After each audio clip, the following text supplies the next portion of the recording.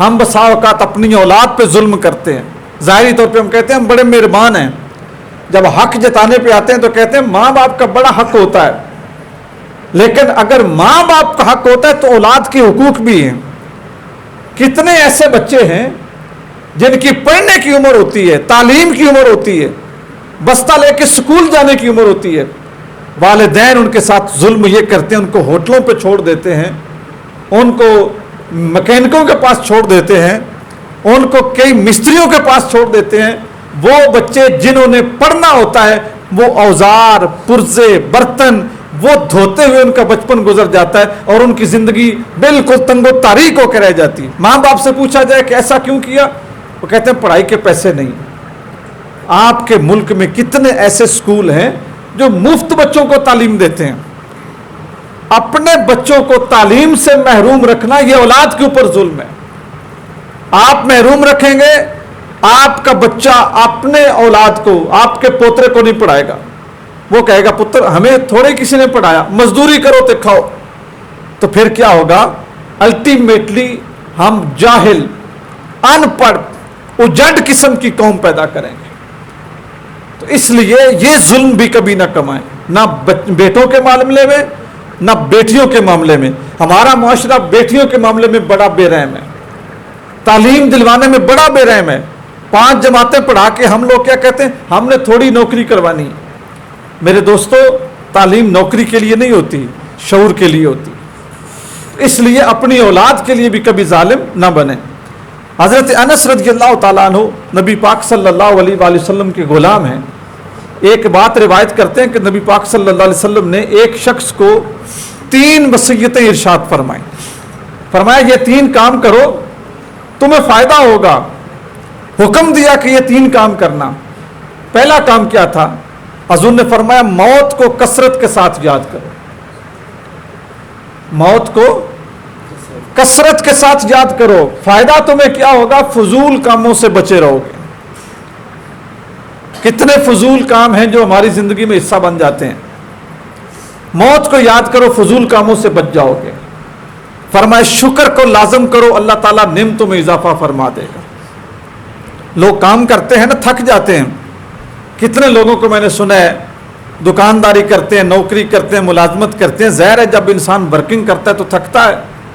رات کو جب لیٹتے ہیں تو کہتے ہیں یہ اے کام تو میرے گال پہ گیا, اللہ سونے میری جان چھڑا. جب بے روزگاری آتی ہے, مزدوری نہیں ملتی, دکان پہ گاہک نہیں آتا, سیل رک جاتی ہے, تو پھر ترلے کرتے ہیں, دعائیں کرتے ہیں یا اللہ ہمارا کام چلا. اگر گاہک دکان پہ آ رہا ہے, اگر تمہیں کوئی روزگار ملا ہوا ہے, کہیں سے تمہاری روزی روٹی لگی ہوئی ہے, تو جسمانی مشقت کو عذر بنا کر اس نعمت کی ناشکری نہ کرو.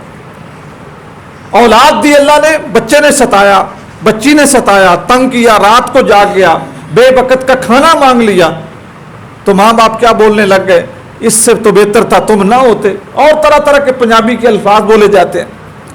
یہ ان لوگوں سے پوچھیں, ان لوگوں سے پوچھیں جن کے پاس اولاد نہیں ہے. میرا ایک دوست تھا, اس کے 4 بیٹے فوت ہوئے. یہ آپ کو بالکل اپنے کانوں سے سنی بات سنا رہا ہوں. 4 بیٹے اس کے فوت ہوئے. اب وہ خود بھی فوت ہو گیا, اس کا 1 بیٹا ہے اور 5 بیٹی ہیں. خود بھی وہ فوت ہو گیا. تو میرا اس کے گھر آنا جانا تھا. ایک دن ہم اس کے گھر گئے تو اس کی جو مسز تھی, انہوں نے میری بیوی کو کہا, انہوں نے کہا کہ جب میرے گھر پہلا بیٹا ہوا نا, تو میرا بیٹا 6 مہینے کا تھا. 6 مہینے کا بیٹا تھا اور وہ جھولے میں نہ رو رہا تھا. بیری کے درخت کے نیچے جھولا تھا, پتہ نہیں اس کو کسی کیڑے نے کاٹا یا کیا وجہ تھی, وہ بچہ بڑا ہی روتا تھا. تو میرے گھر کے کام تھے صفائی ستھرائی, برتن وغیرہ.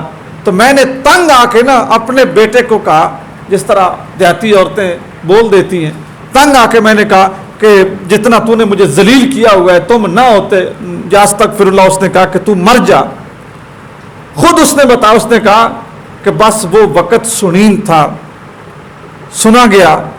میرا وہ بیٹا فوت ہوا, اس کے بعد میرے 4 بیٹے فوت ہوئے. میں مصلے پہ ناک رگڑتی تھی, مصلے پہ اپنے جسم کو, اپنا ماتھا رگڑتی تھی کہ پروردگار میری اس خطا کو معاف فرما, مجھے بیٹا نصیب فرما. تو نہ شکری نہ کریں نعمت کی. اللہ تعالیٰ نے جو نعمت دی اس کا شکر ادا کریں. ہر وقت دعا مانگیں. حضور نے فرمایا دعا مانگو, کوئی پتہ نہیں کون سا لمحہ قبولیت کا ہو. اور پھر حضور نے اسی شخص کو 3 چیزوں سے منع فرمایا.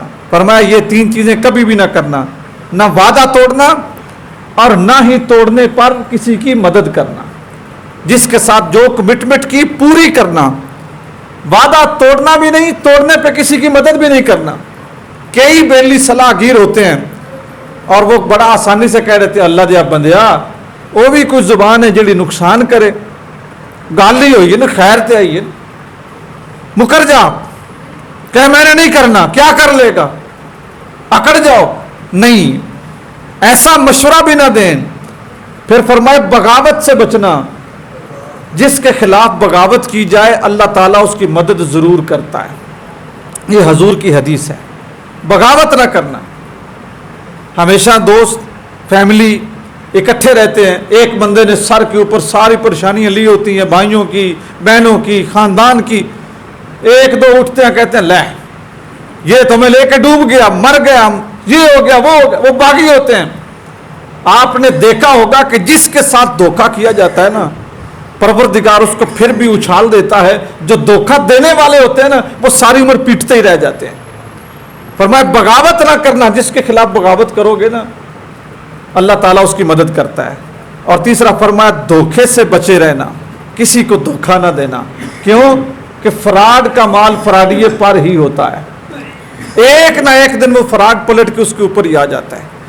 جس نے بھی لوگوں کو دھوکہ دینا ہے, فراڈ کرنا ہے اور لوگوں کو اگلی پچھلی مار کے جو ہے نا وہ کام خراب کرنا ہے, سوال ہی پیدا نہیں ہوتا دنیا میں سکون لے جائے, حشر میں سکون لے جائے. اس کا نقصان ہوگا ہی ہوگا. اور وہ بندہ جو بھلے مانس ہو, کسی کا برا نہ سوچے, کسی کا برا نہ سوچے, کسی کو برا مشورہ نہ دے, کسی کے ساتھ دھوکہ نہ کرے, اللہ تعالیٰ اس شخص کے ساتھ دھوکہ نہیں ہونے دے.